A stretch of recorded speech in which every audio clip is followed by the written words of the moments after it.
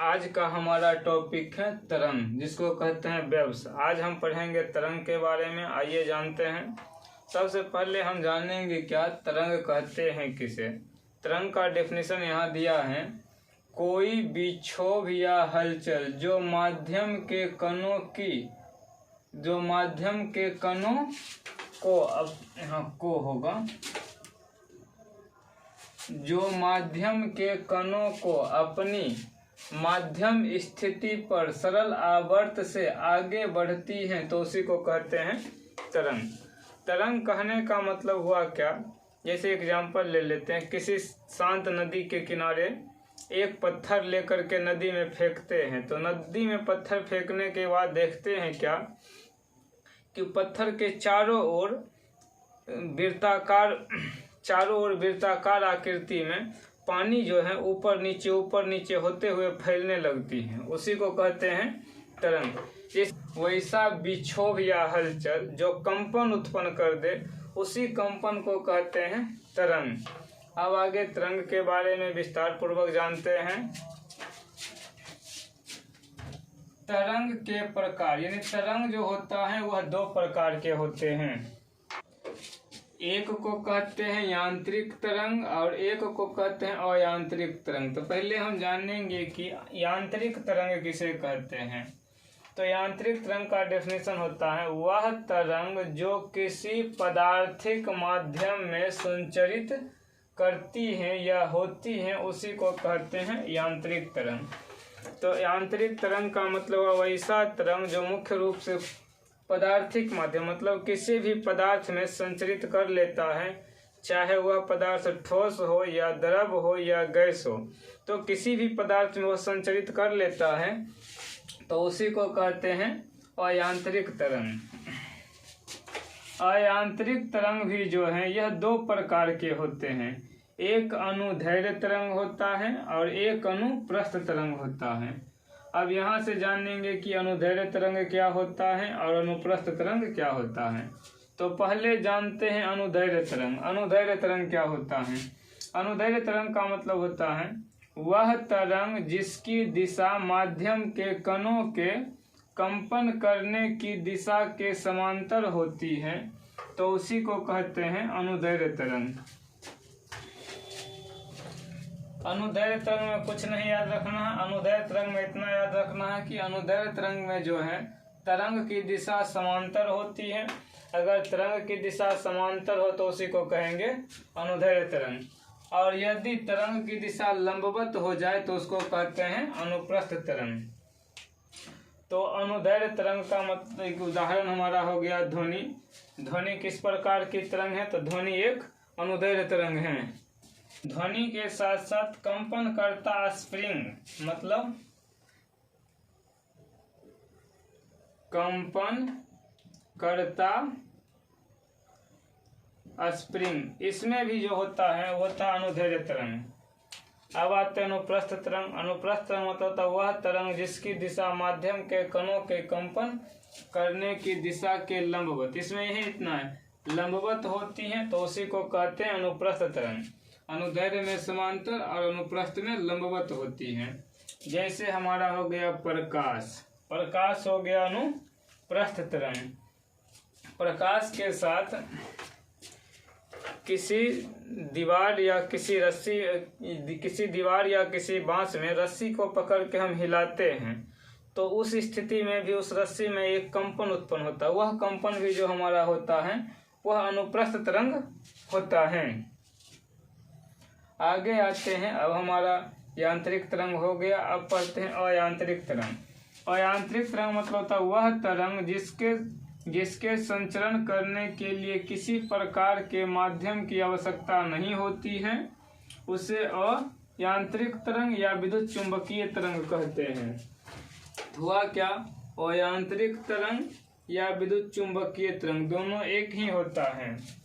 तो ये ऐसा तरंग होता है जिसको संचरण करने के लिए किसी माध्यम की जरूरत नहीं होती है, यह निर्वात में भी चल सकता है, इसी को कहते हैं अयांत्रिक तरंग। अब आते हैं, सभी विद्युत चुंबकीय तरंग जो होते हैं फोटोन की बनी होती हैं। यहाँ से क्वेश्चन पूछता है कि सभी विद्युत चुंबकीय तरंग किसकी बनी होती हैं, तो फोटोन की बनी होती हैं। विद्युत चुंबकीय तरंग का परिसर, विद्युत चुंबकीय तरंग का परिसर 10 के पावर -14 मीटर से 10 के पावर 4 मीटर तक होती हैं। आगे कहता है क्या, किसी कारक द्वारा उत्पन्न विक्षोभ के आगे बढ़ने की प्रक्रिया को तरंग गति कहते हैं। मतलब विक्षोभ जो उत्पन्न होता है वह विक्षोभ आगे बढ़ता है, तो उस विक्षोभ को आगे बढ़ने की प्रक्रिया को ही तरंग गति कहते हैं। जैसे हुआ कि तालाब में हम पत्थर फेंक दिए, तो फेंकने के बाद हुआ कि जहाँ पत्थर फेंकते हैं उसके चारों ओर तरंग वृत्ताकार गति में आगे बढ़ती हैं, उसी आगे बढ़ने की गति को कहते हैं तरंग गति। आगे ये साइड आते हैं, कहते हैं कि विद्युत चुंबकीय तरंग का गुण, मतलब विद्युत चुंबकीय तरंग का गुण क्या होता है। तो पहला गुण यह है कि विद्युत चुंबकीय तरंग उदास होते हैं, विद्युत चुंबकीय तरंग अनुप्रस्थ होते हैं। कहने का मतलब कि प्रकाश भी हमारा एक विद्युत चुंबकीय तरंग हो गया, या प्रकाश को अनुप्रस्थ तरंग भी कहते हैं। और विद्युत चुंबकीय तरंग जो है प्रकाश के वेग से ही गमन करती है। जितना वेग प्रकाश के वेग का होता है उतना ही वेग विद्युत चुंबकीय तरंग का होता है। आगे आता है क्या, विद्युत चुंबकीय तरंग में जो होती है ऊर्जा और संवेग दोनों होता है। और विद्युत चुंबकीय तरंग की अवधारणा मैक्सवेल ने दिया था। ये हमारा हो गया विद्युत चुंबकीय तरंग का गुण। अब देखते हैं क्या, यहाँ कैथोड किरणें, कैनाल किरणें, अल्फा किरणें, बीटा किरणें, ध्वनि तरंगे, प्राश्रव्य तरंगे, ये सभी के सभी जो हैं वह विद्युत चुंबकीय तरंग नहीं है। अब कहता है दोलन, यहाँ ये मिस्टेक हो गया, दोलन करने वाली वस्तु द्वारा तय की गई अधिकतम दूरी को आयाम कहते हैं। मतलब जब कोई वस्तु इस प्रकार से ऊपर नीचे दोलन करती है, तो दोलन करती वस्तु के इधर जो अधिकतम हुआ और इधर जो अधिकतम हुआ, दोनों अधिकतम दूरी को ही हम आयाम कहते हैं।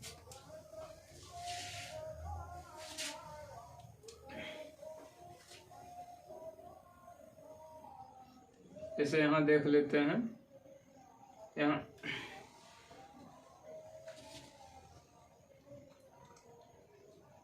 मान लेंगे कि यहाँ ये गति इस प्रकार से दोलन कर रही है, तो ये अधिकतम और ये अधिकतम, ये दोनों अधिकतम को ही हम आयाम कहते हैं।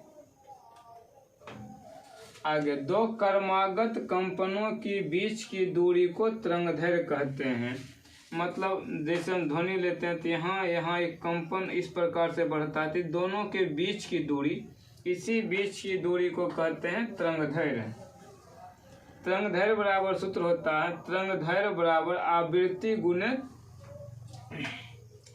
तरंग की चाल बराबर सूत्र होता है, तरंग की चाल बराबर आवृत्ति गुने तरंगदैर्घ्य, यानी कि आवृत्ति और तरंगदैर्घ्य के गुणनफल को तरंग की चाल कहते हैं।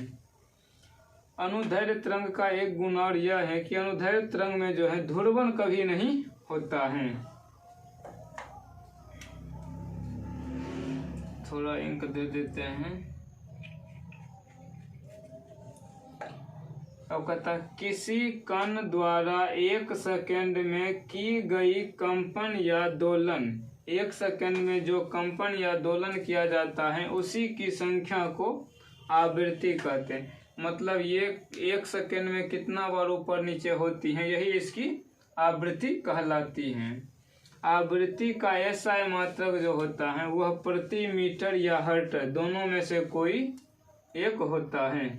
आगे कहता है क्या, निरंतर दोलन के कारण आवर्ती हलचल होती है। इस हलचल को क्या कहते हैं, इस हलचल को आवर्ती तरंग कहते हैं। आगे है, किसी कण को एक कंपन या एक दोलन पूरा करने में जो समय लगता है उसी को कहते हैं आवर्तकाल। अब कुछ किरणें हैं जिसकी खोज किस किस वैज्ञानिक ने किया है, ये अक्सर एग्जाम में पूछ दिया जाता है। आइए देखते हैं। गामा किरण के खोजकर्ता, गामा किरण के खोजकर्ता पॉल बिलियार्ड हैं। एक्स किरण के खोजकर्ता, एक्स किरण के खोजकर्ता रोएंटजन हैं। पराबैंगनी किरण, पराबैंगनी किरण के खोजकर्ता रिटर हैं। दृश्य विकिरण, दृश्य विकिरण की खोज करने वाले वैज्ञानिक न्यूटन हैं। अवरक्त किरणें, अवरक्त किरणें की खोज हर्शेल ने किए थे। लघु रेडियो तरंग या हर्टजियन तरंग की खोज हेनरी हर्टज ने किया था। दीर्घ रेडियो तरंग, दीर्घ रेडियो तरंग की खोज मार्कोनी ने किया। गामा किरणें, गामा किरणें की खोज रदरफोर्ड ने किए थे।